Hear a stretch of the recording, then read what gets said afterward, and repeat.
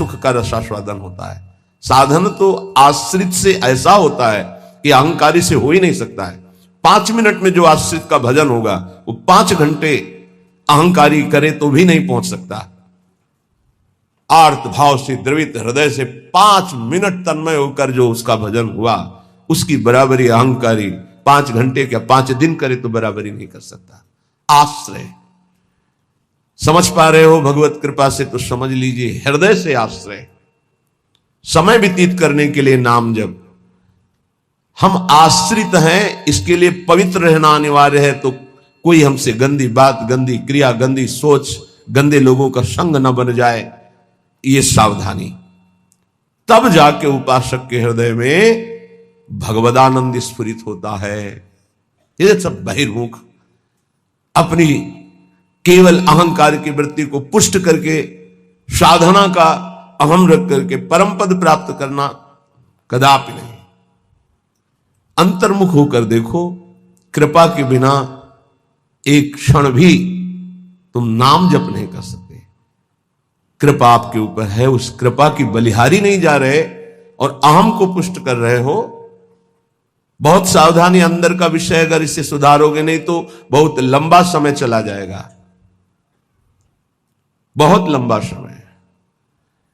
बाहरी वेश परिवर्तन से, बाहरी स्थान परिवर्तन से कोई फर्क नहीं पड़ता मन में, अहंकार में, दोषों में।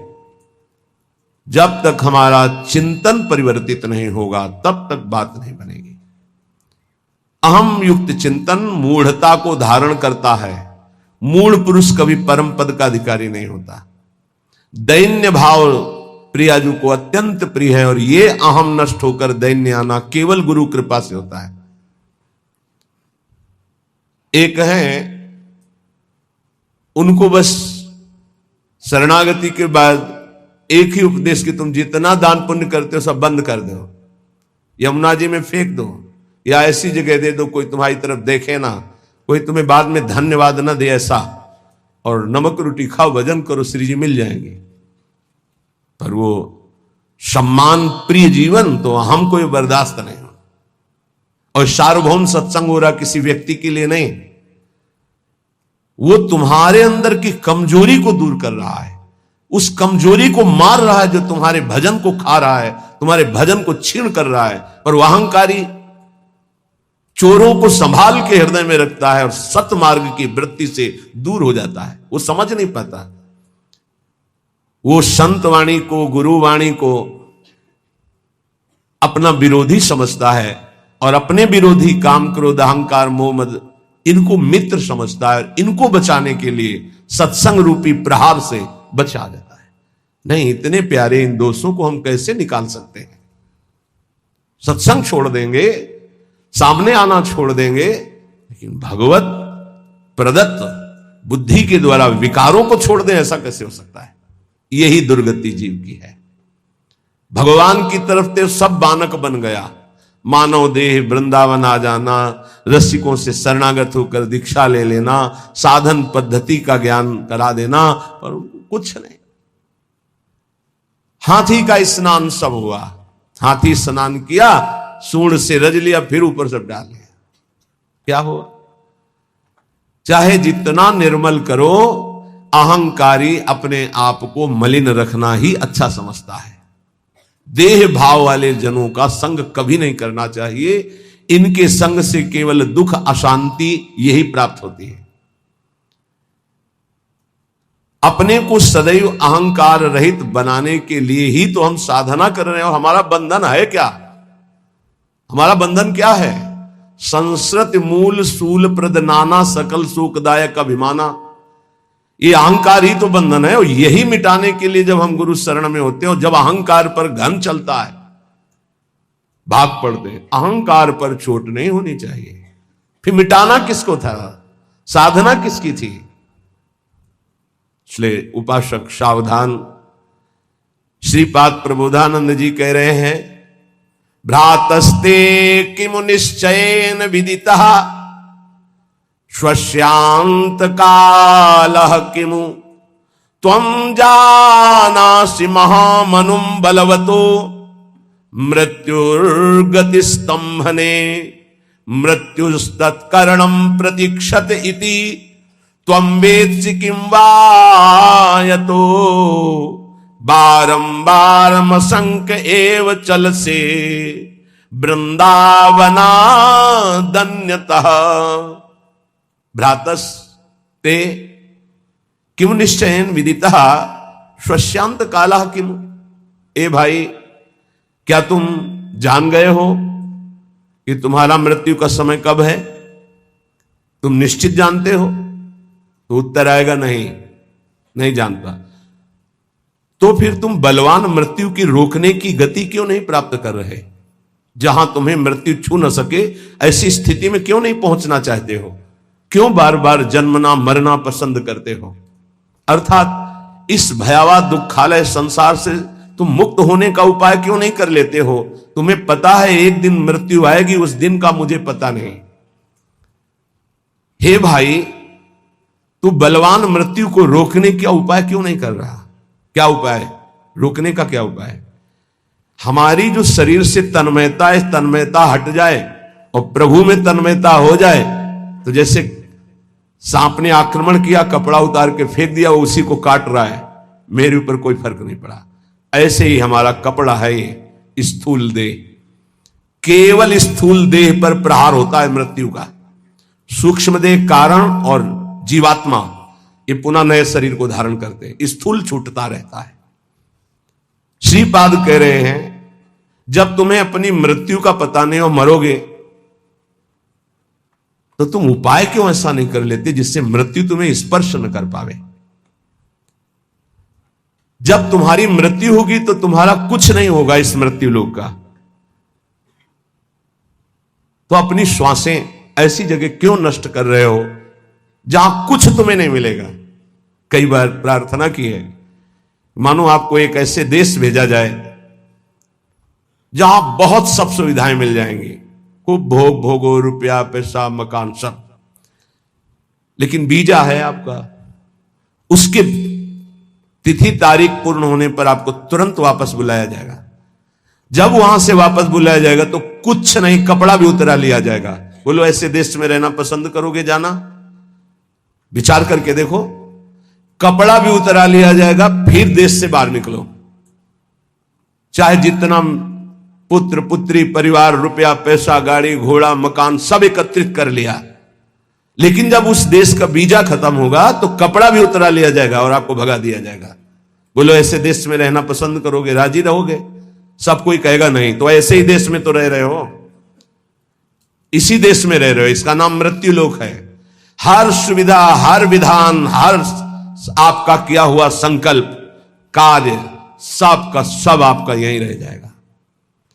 ये कपड़ा भी उतरा लिया जाएगा, स्थूल शरीर भी यहीं भस्म कर दिया जाता है, इसको भी नहीं ले जा सकते, छोड़, इसको भी छोड़ करके सूक्ष्म शरीर, कारण शरीर और जीवात्मा, ये पुनः आगे पुनरपि जननम पुनरपि मरणम पुनरपि जननी जठरे शयनम।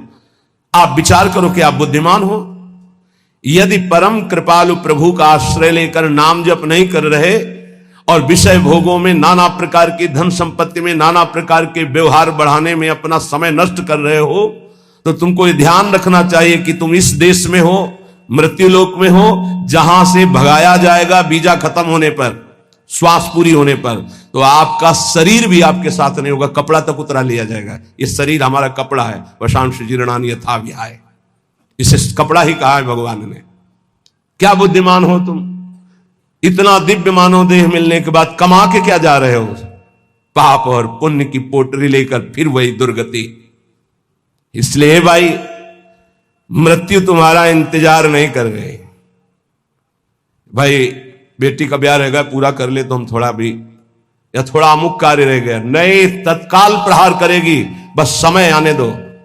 चाहे वो पुण्यात्मा हो, चाहे महात्मा हो, चाहे दुरात्मा हो, सबके ऊपर उसका प्रहार होता है। पर महात्मा अपनी स्थिति इतनी ऊंची उठा लेता है कि मृत्यु जनित उसको दुख नहीं होता। जैसे मत वाले हाथी के गले से फूलों की माला कब टूट के गिर गई पता नहीं चलता, ऐसे भगवत प्राप्त महात्मा का शरीर कब छूट गया उसको कोई पता नहीं, क्योंकि हर समय जिसमें रमण कर रहा था वो उसी में रमण करता है। शरीर एक स्वप्न की तरह छूट गया।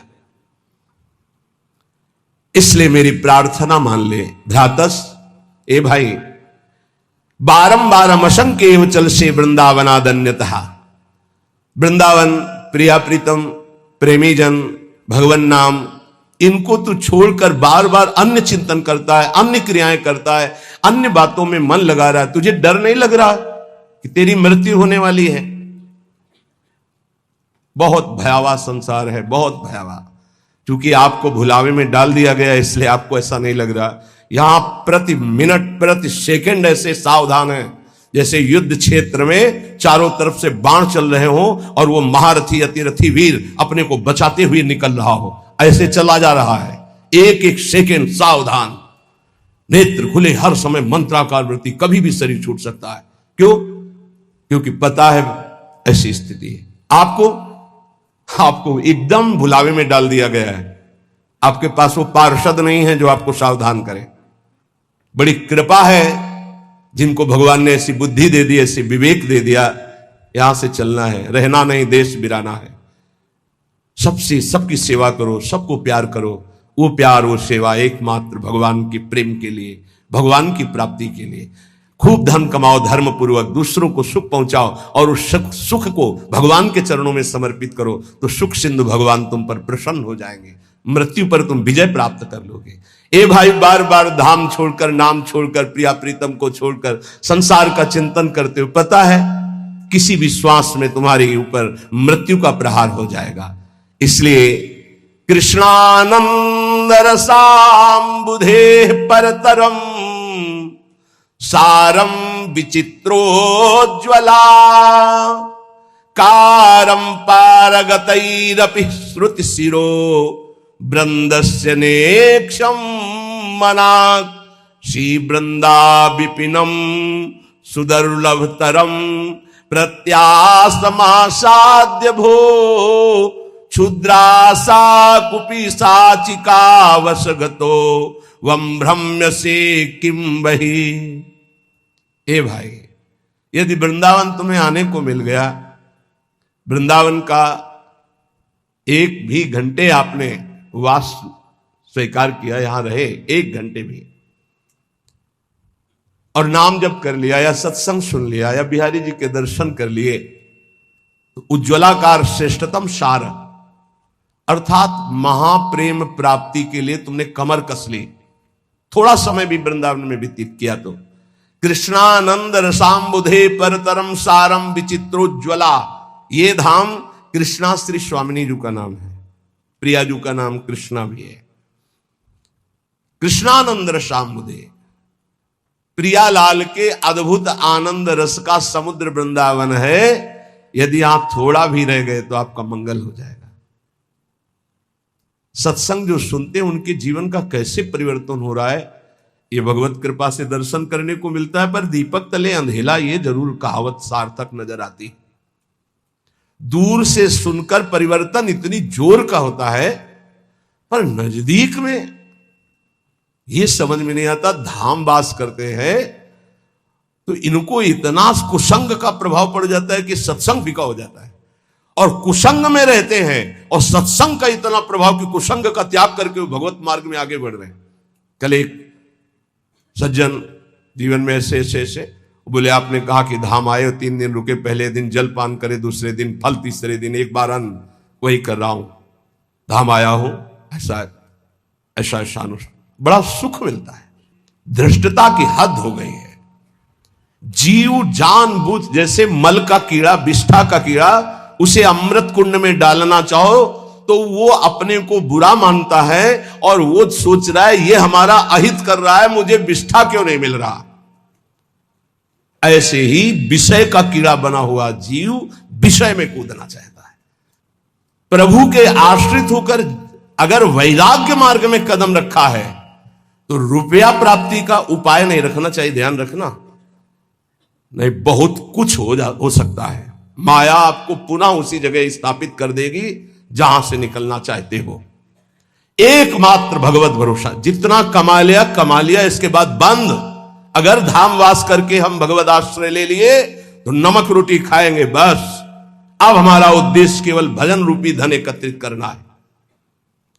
जो बेचारे रिक्शा चला करके जीवन गुजारते हैं उनको हम प्रणाम करते हैं। ये धाम वास करते हैं, आर्थिक की व्यवस्था नहीं, इधर उधर झोपड़ी इधर उधर कार्य करके रह रहे हैं, पर रिक्शा चलाते हैं।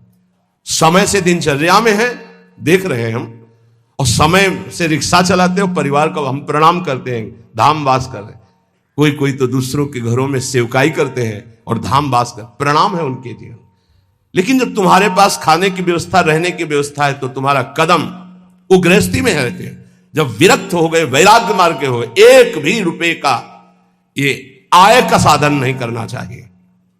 इससे क्या होगा, आपकी वृत्ति अर्थ में रही है, अर्थ में ही रह जाएगी, गोरे चरणारविंद में नहीं रह जाएगी। और जिनके लिए अर्थ एकत्रित किया जाता है वो उस अर्थ से सुखी नहीं हो सकते, ध्यान रखना। वो परम अर्थ से, परमार्थ से सुख प्राप्त करते। करोड़ों अरबों रुपया जमा कर दिया, उन्हीं के सामने उन्हीं के बच्चों ने उनका तिरस्कार करके और गलत मार्ग का अनुसरण किया। श्रीपाद कह रहे, जब तुम जानते हो कि मृत्यु निश्चित होगी, जब तुम जानते हो कि मृत्यु से बचने का एकमात्र उपाय भगवान की शरण, हर श्वास नाम जपना है, तो कृष्णानंद रसाम्बुदे परतरम सारम विचित्रोज्ज्वला, महान विचित्र प्रेम रस जो उज्जवल, जिसमें कामना की गंध नहीं है, ऐसा प्रिया प्रीतम का प्रेम रस प्रदान करने में समर्थ श्रीधाम वृंदावन है। हे भाई भ्रातः, तुम क्यों भ्रमित हो रहे हो? ये माया का कार्य है, भूल भुलैया में डालकर पूरा जीवन बर्बाद कर देना। सच्ची मानिए, कोई ऐसा सुख नहीं है जो विवेक के द्वारा देखो उसमें सुख दिखाई दे। विवेक के द्वारा, बुद्धि का अंधा आदमी तो कहीं भी कूदेगा जाके। एक सुख हमें बता दो कि ये महान सुख है इस मृत्यु लोक में। एक सुख, पूरे शरीर को इसी को लेकर के सारे सुख विधान है। कुछ भी खाओ 6 घंटे में दुर्गंध युक्त मल, कुछ भी पियो दुर्गंध युक्त लघुशंका, छिड़क दो गंदगी, कान साफ करो गंदगी, सुबह देखो आंखों में गंदगी, और नीचे तो गंदगी के कुंड ही है। और इसी शरीर को सजाना, इसी शरीर को भोगना कौन सा सुख हो सकता है? मलमूत्र के द्वारों में कोई परमानंद छिपा हुआ है। परमानंद भगवान को छोड़कर मलमूत्र के भांड को सजाना और इसी को भोगना, यही माया की चाल है। इसी से दुर्गति प्राप्त होती है। बड़े बड़ों को गिरा दे, ये कोई छोटी बात नहीं है। केवल एक 3.5 हाथ का जो ढांचा है, यही हमारी दुर्गति का कारण है और यही हमारी सदगति का कारण हो जाएगा, यदि हम संतों की बात मान ले, शास्त्र की बात मान ले। तो मन माने आचरण, रुपया खूब हो, खूब भोग सामग्री हो, भोगूं यही सुख है। कितने दिन, ये भी तो सोचो, कितने दिन ना भोगने लायक शरीर रहेगा, ना भोगने लायक तुम रह जाओगे। एक बार प्रार्थना मान लो, जैसे भी स्थिति में हो, जहां भी हो, जो भी हो, नाम जपना शुरू करो, भगवान का आश्रय ले लो। श्री कृष्ण एकांत भावम क्वानु सकल जनो वश्या मापनोत्य यत्नात्। तुम ऐसा यत्न करो कि तुम्हें एकांतिक भाव श्री कृष्ण से प्राप्त हो जाए। एकांतिक, हर परिस्थिति में हमारा मन सावई मनः कृष्ण पदारविंदयो। बहुत करुणा में प्रभु श्री कृष्ण है, बहुत करुणा में। ये हम राधा राधा कहते हैं तो ऐसा मत समझना कि हम श्री कृष्ण को प्यार नहीं करते। किशोरी जू से भी अधिक प्यार करते हैं, किशोरी जू से भी अधिक। हमारी स्वामिनी जू के प्राण प्रिय हैं लाल जू, तो हमें कैसे लगेंगे? सोचो, जो हमारे प्राण प्रिय हैं उनको प्राण प्रिय हैं लाल जू, तो हमें लाल जू कितने प्यारे लगेंगे। मेरी प्यारी जू क्या कहती, मुंह को तो भावती ठोर प्यारे के नैनन में। मेरी स्वामिनी क्या कहती, मेरे तन मन प्राण होते प्रीतम प्रीतम। मेरे लिए प्रीतम क्या हुए, प्यारी जू से भी बढ़कर प्यारे, क्योंकि वो मेरी प्यारी के सुख समुद्र है। श्री कृष्ण एकांतिक वृत्ति, एकांतिक, श्री कृष्ण के सिवा अन्य कोई आश्रय न हो। ये बहुत खास बात हम बार बार इसलिए आ जाती है, इसी से परम पद मिलता है, इसी से कल्याण होता है, इसी से बचाव होता है, इसी से सदगति होती है, और ये पकड़ नहीं पा रहे हैं। बार बार ये प्रश्न आता है कि जब आप आश्रय पे बोलते हो तो हमारा मन भजन से हटने लगता है। कैसी बात करते हो? आश्रित का मन भजन में ही डूबता है। भगवद आश्रय रहित भजन कोई कर सकता है? कैसे अज्ञान की बात करते हो? यही तो समझ में नहीं आ रहा अहंकार को। भगवद आश्रित से जो भजन होता है रोम रोम से भजन होने लगता है, अंदर से आत्मसमर्पण, रोम रोम, जहां समर्पण वहीं भजन होता है। जैसे हमारा शरीर से आत्मवत भाव हो गया तो शरीर का भजन हो रहा है, ये खाना, ये देखना, ये पीना, ये भोगना, ये छूना, ये सूंघना। एक बार थोड़ा विवेक से विचार करो, क्या सुख चाहते हो? कौन सा सुख है? किसमें सुख है? किसमें है? थोड़ा विवेक से विचार करके देखो। बस ये ऑपरेशन समझो सत्संग का। किस जगह सुख है? कौन सा सुख है? विचार करके देखो। केवल मुझे भ्रमित करके जो मानव देह का टाइम समय मिला है उसे नष्ट कर रही माया, और कोई कार्य नहीं।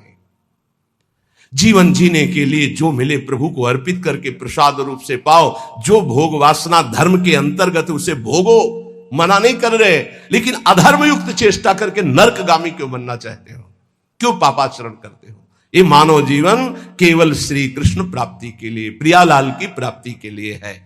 इसलिए हम चिल्ला चिल्ला कर कहते राधा राधा राधा, क्योंकि करुणामयी स्वामिनी कभी हमारी पुकार सुन लेंगी तो हमारी बात बन जाएगी। बड़ी दुर्गति जीव को। कभी कभी गंगा के किनारे जैसे दुर्दशा देखी है जीवों की, तो घंटों खड़े होकर के विकल हुए हैं। एक पशु है, अब वो उठ नहीं पा रहा है, अब कुत्ते लगे हुए हैं, जिंदा उसको खा रहे हैं, कोई पीछे से, कोई साइड से, कोई, अब वो मुंह भगारे पड़ा हुआ है। अब आप सोचो कितने घंटों में उसके प्राण निकलेंगे। बड़ा पशु है, कितने घंटों। अब ये चित्त जोड़ने पर अनुभव होता है। तुमने देखा, चल दिया, क्योंकि निर्दयी हृदय है। अब चित्त जब जोड़ा गया, उसमें तदात्म किया गया, तो भीषण कष्ट का अनुभव। अरे कितना भयानक कष्ट इसको हो रहा है जीव को। अब तत्काल मर जाए तो मर जाए, लेकिन अब कितने घंटे खाएंगे जिंदा, थोड़ा थोड़ा मांस खाएंगे, और वो तड़प रहा है। ये क्या है? हम ही है। हमारी गति बिगड़ गई तो ऐसी योनि, जिंदा खा रहे हैं उसे। अब विचार करो, जिंदा ऐसे बांध दिए पैर, उसको भूंज रहे हैं, उसको खा, क्या हो रहा है? हम ही तुम हैं। कर्म बिगड़ गए तो कैसे? और वो कर्म भोगने पड़ते हैं। ए भाई, सब कर्मों से मुक्त होने के लिए ये मानव देह मिला है। ये मानव देह राधा राधा राधा, जो भगवत प्राप्त प्रेमी महात्मा जन है वो कह रहे हैं श्यामा जो बहुत कृपालु है, हम इसीलिए वृंदावनवासी राधा राधा, इससे प्रिया और प्रीतम दोनों प्रसन्न होते हैं। जब राधा बोलते तो श्री जी हमारी तरफ देखती हैं, और जब राधा बोलते तो श्याम सुंदर का प्राण धन है राधा नाम और राधा रूप, दोनों हमारी तरफ देखते, प्रिया प्रीतम। बोले हमारे धन श्यामा जू को नाम, श्यामा जू को नाम, जाको रटत निरंतर मोहन राधा राधा राधा राधा, जाको रटत निरंतर मोहन नंद नंदन घन श्याम, हमारे धन श्यामा जू को नाम। प्रतिदिन नव नव महामाधुरी बरसत आठो जाम, गुण मंजरी नव कुंज मिलावे, इसी वृंदावन धाम, हमारे धन श्यामा जू को नाम। जो राधा राधा रटता है उसके हृदय में नवीन नवीन प्रेम रस बरसाने वाली, जिनकी श्रीअंग माधुरी ऐसे युगल सरकार हृदय में प्रकाशित होने लगते हैं और प्रकट होकर आठों पहर विराजमान रहते हैं। और वो मंजरी सहजरी वपु धारण करके प्रिया प्रीतम की दिव्य सेवा में राधा नाम से। यहां शिकायत हो रही, मन हमारा ऐसा, मन हमारा वैसा। मन, तुम राधा राधा जपो, एक बार तिरछी चितवन से लाल जो देख लेंगे तो आह भर करके पूरे जीवन तड़प तड़प कर व्यतीत करोगे। मन हटाना चाहोगे भी तो नहीं हटेगा, नहीं हटेगा। एक बार राधा राधा पुकारते रहो तो देखोगे लालजू कैसे आपके हृदय का हरण करते हैं। विश्वास कर लीजिए हमारी बात पर। और लाभ और सिद्धियां ये तो सब छोटी मोटी बात है। तुम्हारे मन की एक एक वृत्ति अपहरण कर लेंगे लालजू, देख लेना। इसीलिए हम वृंदावनवासी बेपरवाह रहते हैं। ये हमारा मन इधर जा रहा, हमारा मन उधर जा रहा। यहां से ब्रह्मलोक तक एक ही चरण में नाप लिया। वो विश्वात्मा भगवान जिसके चरणों में मुकुट रगड़ रहा है, उसका राधा नाम ले रहे हैं। भाग मन तो विश्वंभर भगवान की टांग के नीचे ही है। भाग तो कितना भागेगा। बात को समझो। डरना घबरा जाना ये स्वभाव में उपासक के नहीं होता। गौर श्याम बदनार बिंद पर जिसको वीर मचलते देखा, नैन बान मुस्कान संग फंस फिर नहीं नेक संभलते देखा। राधा राधा राधा। तो तुम्हारा मन मचल पड़ेगा प्रिया प्रीतम के लिए। जपते तो रहो। ये वो बात समझ रहे होंगे जो एकांत में घंटा 2 घंटा रोते हैं। मिनट 2 मिनट आंसू बहाना नहीं। जो घंटा 2 घंटा रोते हैं, जिनकी कपड़े जिनकी रुमाल भींज जाती है, वो जानते होंगे कि राधा नाम क्या प्रताप करता है। जब इतना नाम जप करो कि घंटा 2 घंटा ऐसे जैसे वेग आता है, भूख का प्यास का, ऐसे रोने का वेग आता है। अगर छक के रोने को ना मिले तो बेचैन हो जाएगा। जब कस के घंटा 2 घंटा रोने को मिलता है, तब एक विश्राम सी, शांति सी, कृतकृत्यता का अनुभव होता है। एक बार जिसके ऊपर इनकी कटाक्ष पड़ गई तो बस आह भर करके रह जाता है। अभी वो घटना नहीं घटी इसलिए है। ब्रज गोपी कहती अपनी सखी से, जाओ जाओ यहां से चली जाओ। क्यों? अरे अभी सुख चैन से खा रही हो, पी रही हो, सो रही हो, जाओ यहां से। हमारी बातें सुनोगे, हमारे पास खड़ी रहोगी तो आ रहा होगा वो नंदनंदन श्याम सुंदर आ रहा होगा, तुम्हारा सुख चैन सब छिन जाएगा। भाग जाओ यहां से। श्याम सुंदर, ये क्या हो गया है? बोले बरछी मार गया है। ऐसी जो घायल कर दिया है। नैन बान मुस्कान संग फंस फिर नहीं नेक संभलते देखा। नेत्रों का बाण और मंद मुस्कान, क्या हुआ? बोले नैन रूपी छुरी मार दी और मुस्कान रूपी नमक फेंक दिया। अब क्या हालत होगी? जिसके घाव में नमक डाला जाए तड़पड़ा के रह जाएगा। देखो री देखो, ये नंद का छोरा बरछी मारे जाता है। बरछी सी तिरछी चितवन की पहनी छुरी चलाता है। छुरी चला दी। कौन सी? बांके बिहारी, बांकी चितवन। और जब नेत्र रूपी बरछी से घायल कर दिया तो हमको घायल देख बेदर्दी मंद मंद मुस्काता है। तो मुस्कुराहट क्या हुई? बोले ललित किशोरी जखम जिगर पर नोनपुरी बुरकाता है। मानो नेत्रों से घायल करके मुंद मुस्कान रूपी नमक डाल दिया। वो आह भर करके बीती। हा कृष्ण, हा कमल्लोचन, हा प्राणनाथ। नैन बान मुस्कान संग फंस फिर नहीं नेक संभलते देखा। ललित किशोरी जुगल इश्क में बहुतों का घर घलते देखा। और डूबा प्रेम सिंधु में कोई तो हमने नहीं उछलते देखा। आज तक जिसने प्रिया प्रीतम के चरणारविंद का आश्रय लिया वो परम पद का अधिकारी हो गया। कहते इस प्रेम समुद्र में डूबते तो हमने देखा, लेकिन उछलते किसी को नहीं देखा। एक बार प्रेम का रंग चढ़ जाए तो प्रतिक्षण वर्धमानम वो उसी रंग में डूब जाता है। अजब रंग अनुभव बरसे लाग। राधा राधा राधा राधा। अजब रंग अनुभव बरसे लाग। अनुभूतियों की वर्षा प्रारंभ हो गई। अभी क्या, कोई पूछ रहा था किसी निज जनों से, महाराज जी कोई चमत्कार करते हैं? महाराज जी कोई चमत्कार बताते हैं? वो सोचते कोई जादू, कोई टोना।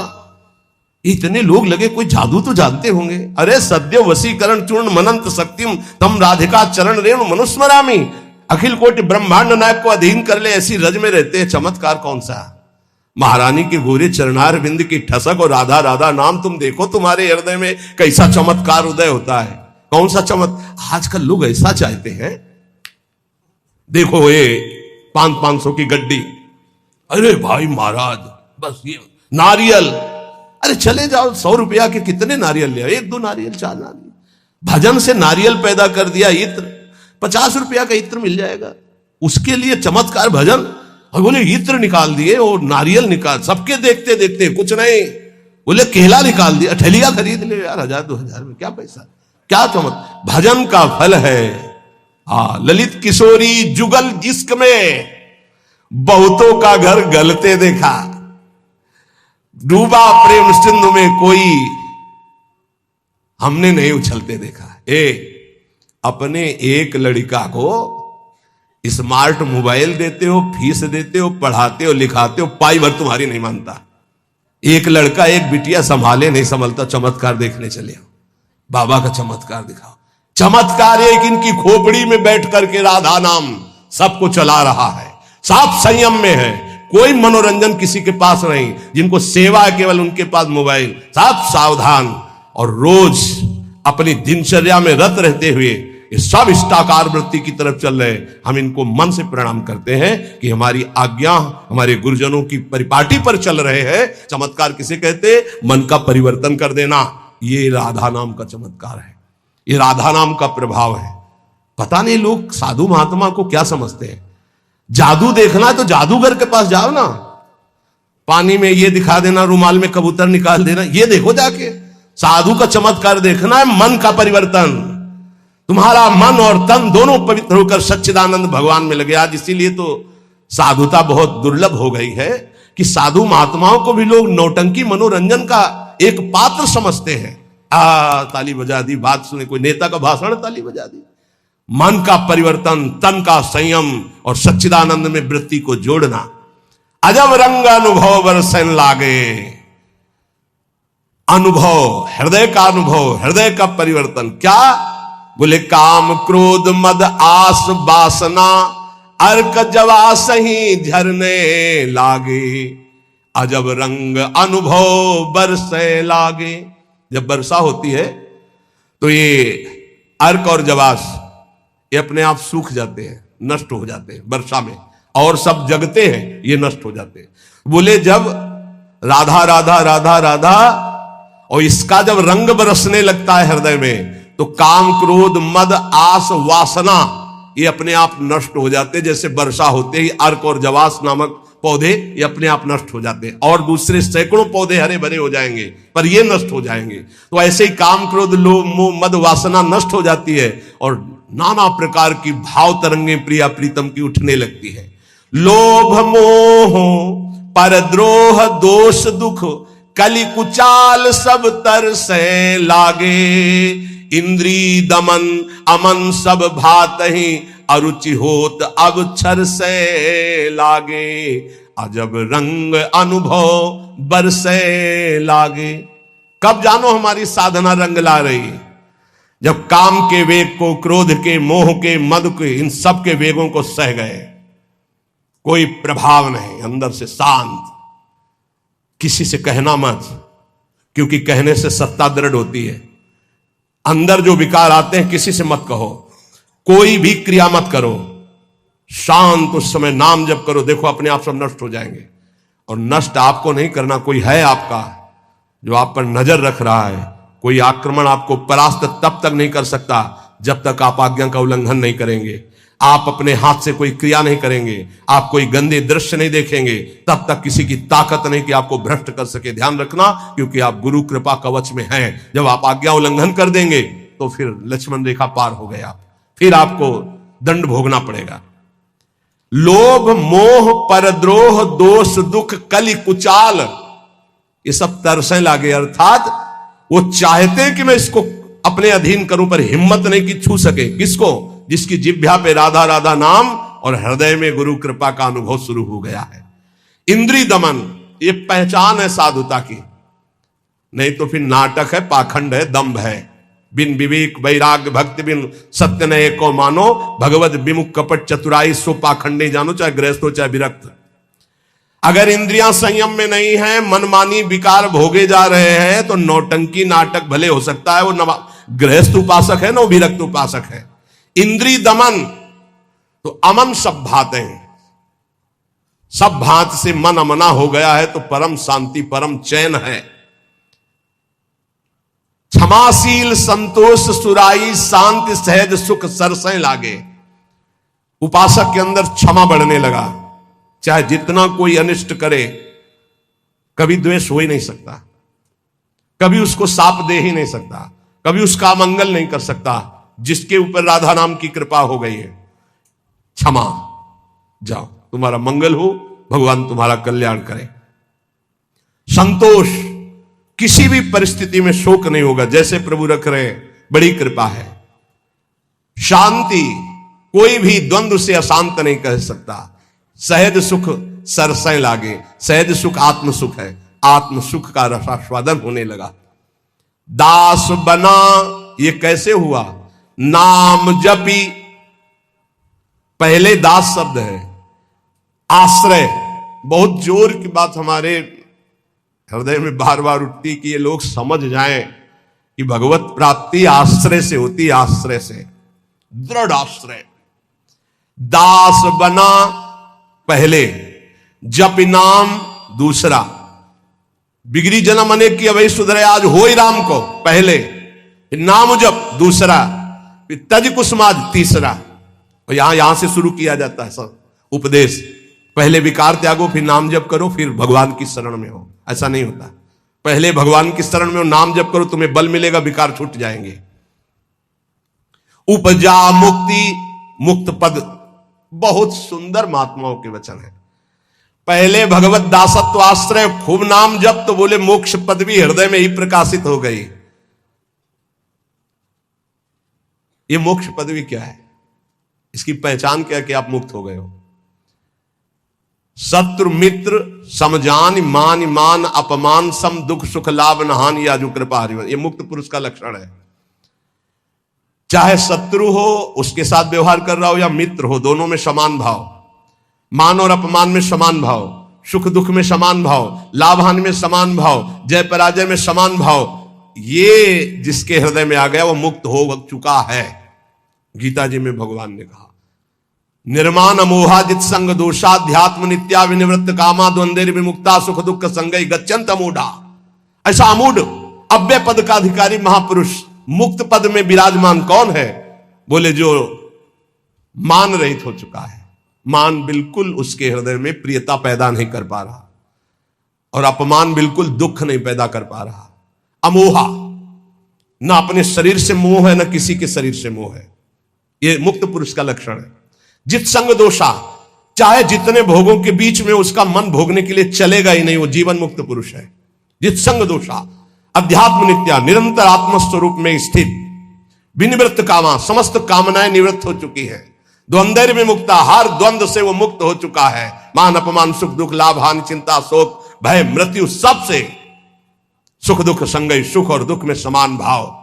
ऐसा महापुरुष परम ज्ञानी महात्मा वो जीवन मुक्त है। वो यहां कह रहे, दास बना पहुंचे मुकाम जे, आंखें कहत हवाला।